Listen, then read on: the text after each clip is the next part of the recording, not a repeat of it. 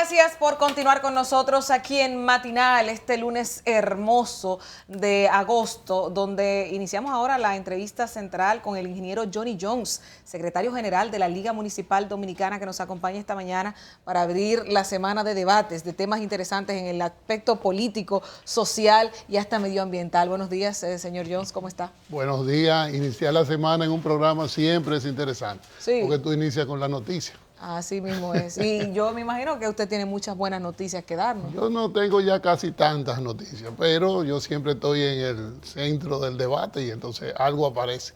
Ingeniero, el día pasado, en medio de toda esta discusión de si reforma la Constitución o no, hubo un movimiento en el ámbito municipal pidiendo la unificación de las elecciones para no hacerlas en febrero, sino en mayo.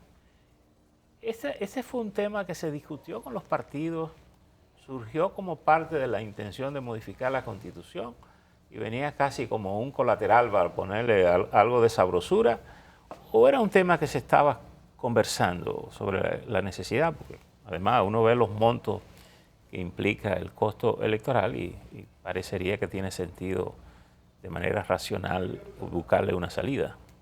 Había sido parte del debate nuestro en prácticamente todos los cónclaves y asambleas que teníamos. Del área municipal. Del área municipal, porque había una preocupación latente que todavía la hay y seguimos en la lucha, en procura de poder lograr que se haga una unificación de las elecciones. No nos habíamos inmiscuido en el asunto porque la municipalidad es multipartidaria y habían líneas partidarias muy definidas en el aspecto de las elecciones, la reforma constitucional, producto de que había una situación que creaba algunos conflictos. Pero ya se acercaba el tiempo de esa definición y no queríamos quedarnos atrás. Y antes del discurso del presidente, nosotros habíamos hecho una propuesta al país, a todas las instituciones, de que pudiéramos hacer una reforma constitucional. Primero, era financieramente inaceptable para un país pobre que se hiciese unas elecciones en tan poco tiempo, 4 elecciones consecutivas con las posibilidades. Cuando se hizo la reforma donde aplicaba el hecho de que hubiesen elecciones separadas el mismo año, no había ley de partidos. Al no haber ley de partidos ni ley de primarias, teníamos unas primarias en noviembre, en octubre teníamos unas municipales en febrero, teníamos unas presidenciales y congresionales en mayo y una posibilidad de una doble vuelta, 4 elecciones. Si tú lo multiplicas por 5.000 millones de pesos, estamos hablando de 20.000 millones de pesos. Pero además, era injusto que el 94% de los postulantes, de las personas que en ese momento iban a las elecciones, en febrero lo hicieran solo. Es el sector más débil financieramente, tenían que buscar delegados, tenían que hacer operativos, tenían que buscar logística, casas de campaña y tenían que tener toda una plataforma de transporte para mover sus personas. Pero además, ¿qué partido iba a dedicar fondos en unas elecciones municipales si 2 meses después iba a estar trabajando en sus presidenciales? Era prácticamente una gran dificultad, pero además no había el tiempo prudente. Entre febrero, 16 de febrero de un año y 24 de abril. Son elecciones por primera vez en la historia municipal de voto preferencial en lo municipal. Eso quiere decir que todo el mundo tiene un derecho de impugnación individual, exista o no exista la posibilidad. Entonces venía la Junta Central Electoral con una serie de procedimientos, posteriormente el Tribunal Superior Electoral y hasta el Tribunal Constitucional. En 2 meses no había posibilidades físicas de poder hacer eso. Entonces hicimos la propuesta al país, la seguimos haciendo, utilizo este medio que ustedes tienen para decirles que nosotros estamos todavía haciendo los aprestos para, si existe la posibilidad de una reforma constitucional, se haga la unificación de las elecciones congresionales, porque el hecho solamente de que se economicen 5.000 millones de pesos, el hecho solamente de que 392 comunidades no tengan la necesidad de gastar en la logística que significa unas elecciones nacionales, da la razón para poder hacer esa pero solamente solamente para unificar las elecciones, esa modificación, porque hay otros elementos que se están utilizando que serían de colofón ahí. Ese es el caso que nosotros proponemos, la municipalidad. Incluso yo me imagino que se habla de la... Porque el partido fue el que propuso la habilitación del presidente Medina para las elecciones del 2024. Yo pienso que también eso es algo determinante, porque un hombre que ha hecho una labor de gobierno como la que ha hecho, tú no debes de tenerlo en el banco. Entonces, pero además de eso, tú tienes lo que es el aspecto del Consejo de la Magistratura, que hay algunas dificultades, lo de la elección del procurador, las acciones que tienen que ver con una serie de programáticas que pudieran incluirse. Entonces ya sí estaríamos hablando de una reforma integral. ¿Cuál sería el momento? Porque evidentemente lo que origina el conflicto, para nosotros antes de febrero. Antes de febrero. Claro, porque obviamente, si no tiene ningún sentido. Pero sería después de definir los candidatos de las elecciones para el 20. Eso ya lo tiene el partido, porque ya no hay conflicto. El presidente ha sido una persona responsable. ¿Cómo que no hay conflicto? Se ha dirigido al país, ha dicho que él no va a postularse en el 2020. Entonces ya no hay las contradicciones que se daban partidariamente alrededor de la figura de una reforma constitucional. Ahora se habla de la habilitación. Que una modificación entra en vigencia de manera inmediata. Si se apertura la Constitución, evidentemente el presidente queda habilitado. El 22, yo creo que se van a elegir los candidatos. Hay que inscribir los candidatos. El 22 de agosto. Una vez inscritos los candidatos ya no hay posibilidades. Sí. Tú no tienes capacidad, según la ley de partidos, de hacer una inscripción posterior a la fecha que caduca. Claro. Entonces ya no hay conflicto. Dentro del Partido Reformista Social Cristiano también tienen sus intereses de si un grupo dice que va solo y otro dice que sigue pegado al gobierno, al Partido de la Liberación Dominicana. ¿Cómo ve usted ese panorama y cuáles son las perspectivas para los comicios del 2020? Que a pesar de que todavía son separadas las elecciones, hay intención de que una parte siga adherida al PLD. Yo le decía a Percio antes del programa que me puse mi corbata roja porque Genao me dijo hace 3 días que yo no me habían votado mi partido. Yo estoy en licencia por una función pública que ejerzo y además soy una persona respetuosa. De los asuntos del Partido Reformista lo sé por la prensa y he tenido siempre una conducta de respeto, o sea, de no opinar si no soy miembro de los organismos, si no soy parte esencial de lo que son sus decisiones. Pero yo creo que la ruta, ya mirándolo desde el exterior, que ha tomado el Partido Reformista en este momento es coherente con lo que ha sido la historia de nuestra organización. Entonces, yo pienso que serán decisiones que se tomarán en lo inmediato y que debe hacerse lo que más convenga para el mantenimiento de una fuerza política con incidencia determinante en la sociedad. Pero a propósito de lo que plantea Loren, el Partido Reformista, desde que hizo la alianza con el Partido de la Liberación Dominicana para las elecciones del 96, ha estado como en casa, como un matrimonio forzoso que siempre se quiere ir, pero siempre está ahí, y un poco indefinido. En algún momento incluso dio el giro y se fue con el PRD. Con las consecuencias y los resultados que todos ha sido cíclica, conocemos. Entonces, ¿cómo definir una estrategia para ese partido? ¿O es un aliado fiel y real al PLD como un aliado histórico por lo que pasó en el 96? ¿O se define por tomar un rumbo propio y entonces definir su perfil? Yo siempre he dicho pero hay una confusión permanente ahí. Yo siempre he dicho que nosotros luchamos en el año 2000. Yo era inclusive secretario del partido, porque en la reforma constitucional se mantuviera el asunto de la doble vuelta y el 50% más uno. Yo pienso que eso ha perjudicado a la organización, porque no le ha permitido tener un proceso amplio de reformulación y fortalecimiento interno que le permitan ir con candidatos fuertes a unas elecciones nacionales. Entonces se da el hecho de que una vez en el proceso se piensa primero en el mantenimiento del 5% para ser un partido mayoritario, el aspecto de su sostenimiento en el escenario del mercado electoral. Si hubiésemos tenido ese tiempo para podernos fortalecer, pero yo creo que se están dando las condiciones. Ya no hay esos escenarios tan definidos hacia el aspecto de, Pero ese 5%, de una... ese 5% es casi por la bondad del PLD, porque... No, claro, porque en el año 2000 tuvimos un 29%. Bien, pero en el con año, un 29%, en el 2004 un 8%. Sí. En el 2008 sí caímos. 4, casi 0.9%. Pero lo que quiero decir es que con la mayoría que ha tenido el PLD, que ha podido modificar esa ley, porque no parece justo que un partido que gane unas elecciones o que quede en segundo lugar sea igualmente mayoritario que uno que saca un 5%. Y en el caso del Partido Reformista, eso pudiera ser de las cosas que se evaluaran en el porvenir, o sea, sobre el aspecto de los partidos porque políticos. Usted pudiera decir, bueno, pero que reciban proporcionalmente. Decía un jurista una vez, y no es defendiendo la posición de mi partido, yo me siento ser del partido, y es que no es justo para el fortalecimiento de la democracia que al más fuerte le den más.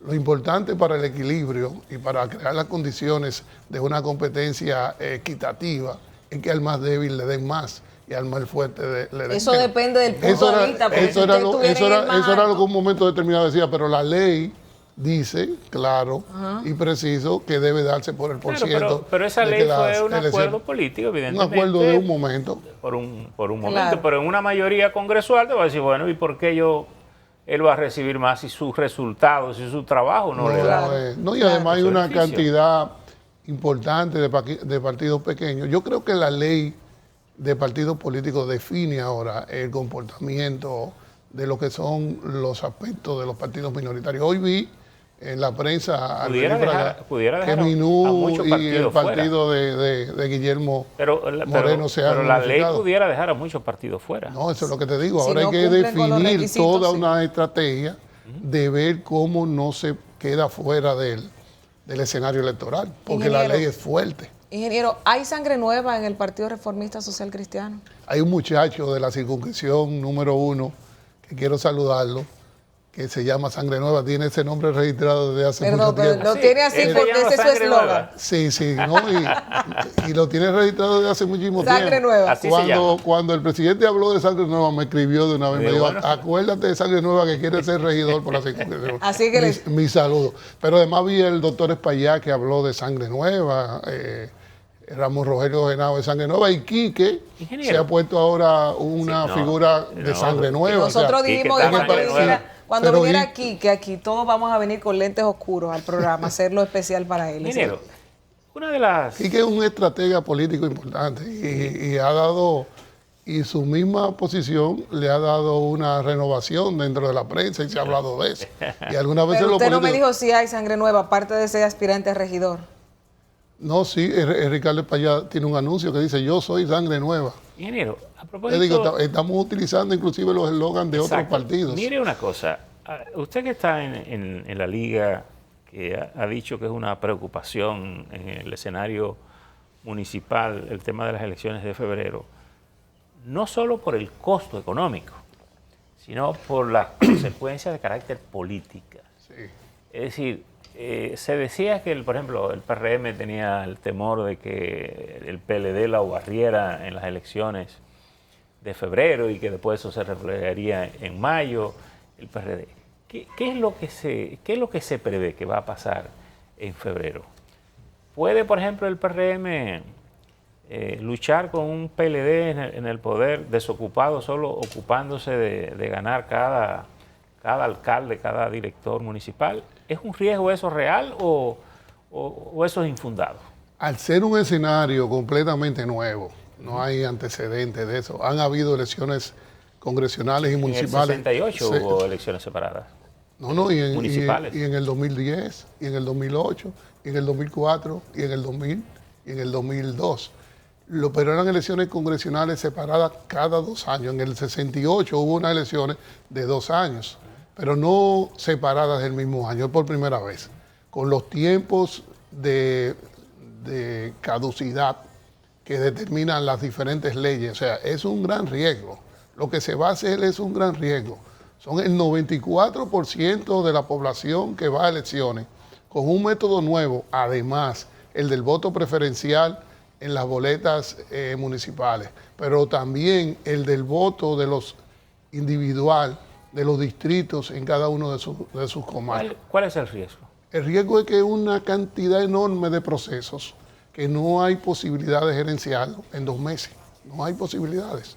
Sería un gran riesgo y un esfuerzo extraordinario de la Junta Central Electoral con una responsabilidad mayor de unas elecciones presidenciales y congresionales. Sí, pero eso es con relación a la gerencia del proceso. Sí. Pero yo lo quiero referir más yo no creo a los resultados políticos. No, yo no creo que hay riesgo, porque son tan impredecibles las masas electorales en este momento, que ni siquiera las encuestas han ¿No habría una expectativa para los comicios del 2020? No, y tú te vas dando cuenta en el mundo y en Latinoamérica cómo inclusive se están dando fenómenos diferentes que quizás los partidos políticos y los dirigentes políticos tendríamos que analizar, porque se están dando situaciones inclusive que rompen de un día para otro el sistema de encuestas. Hay una serie de instrumentos mediáticos e informáticos que te determinan el uso masivo de información, inclusive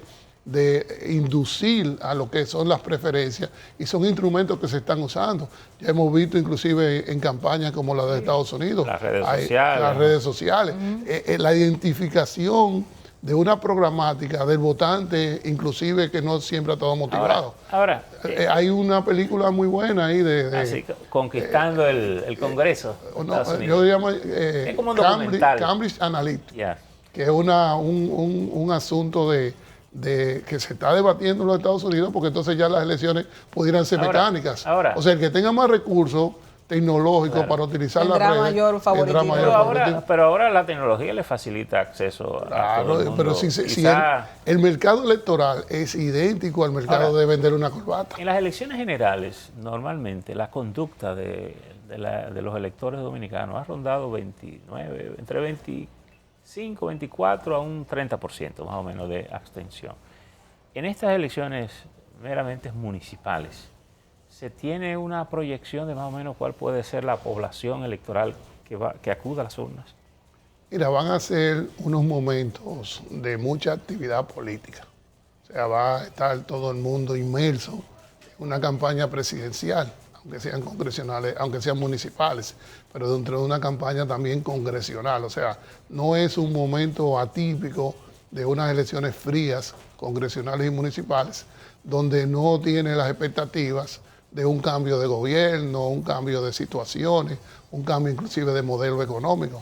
Ahora sí, ahora es como un primer round, es como una primera sección que inclusive pudiera tener una determinación de influencia en las otras elecciones, porque si un partido arrasa y se lleva toda la cuestión, la percepción para una población es de que ese partido va a ganar las elecciones. Y no hay tiempo para desmontar eso. Entonces, por eso nosotros vamos a seguir insistiendo. Creo que ya no hay las contradicciones que se dan para que no se haga, y vamos a tener quizás en el momento más oportuno, donde haya más confianza, donde no haya ningún tipo de expectativas contrarias al interés que se pueda lograr. Entonces, tenemos esperanza de que así se dé, por el bien de la municipalidad, porque pudiera ser que tú estés en una corriente política que le convenga eso, pero hasta las mismas personas que están en esa corriente política se dan cuenta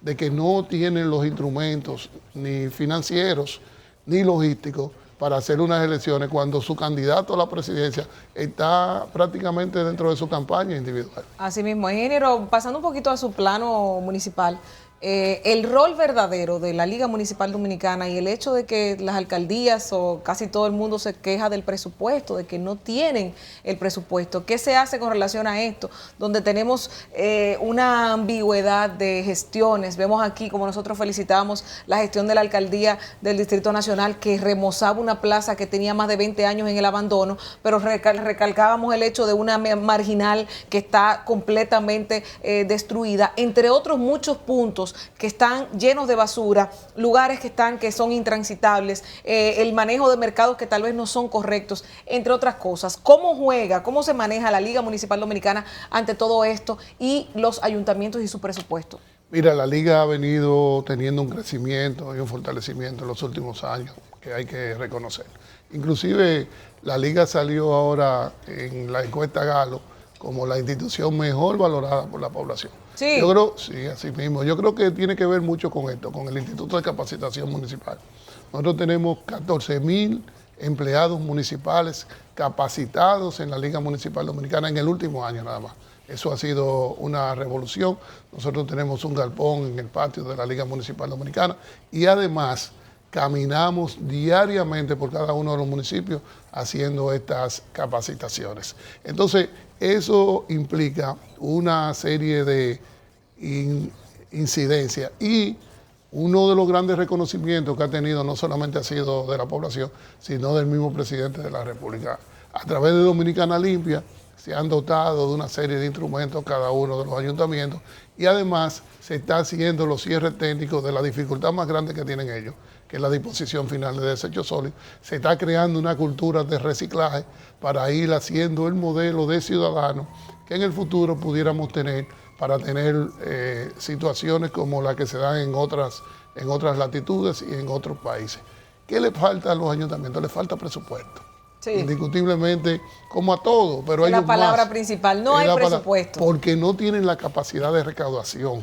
Tú te vas, por ejemplo, a Colombia y el ayuntamiento es prácticamente el dueño de los tributos que se dan en esa demarcación. Aquí no. Aquí en una reforma fiscal hay que buscar la manera de ver cómo se puede incluir algunos impuestos nacionales que vayan a los realidad. Es posible porque falta la confianza. No había habido la confianza. ¿La confianza o falta la visión de lo útil del gobierno municipal? Bueno, se ha ido creando una descentralización prudente y de manera sucesiva en el tiempo. Bien. Entonces eso ha ido creando las condiciones. Tú te vas, Percio, a cualquier comunidad pequeña, que antes era un barrio de un municipio cualquiera y la extensión del síndico con sus brazos no llegaban ahí. Pero cuando se crearon el fortalecimiento de los distritos municipales, y tú encuentras una comunidad pujante, una comunidad que ha crecido y ustedes caminan en el país y lo han visto. Gracias por estar con nosotros. El tiempo de no estar machacado ya nos está, de verdad. Gracias a ustedes por permitirme un lunes tener la posibilidad de decirle al país la necesidad de una reforma para la... Además, usted anda de rojo. Sí, yo vi que era un bonito detalle que se lo agradezco. No solamente de rojo su vestir, sino mirarle los pintalabios.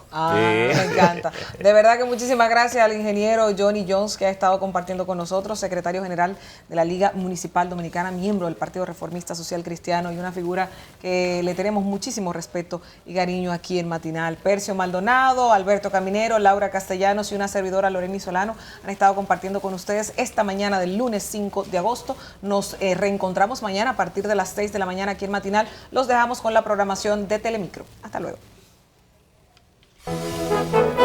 Ustedes con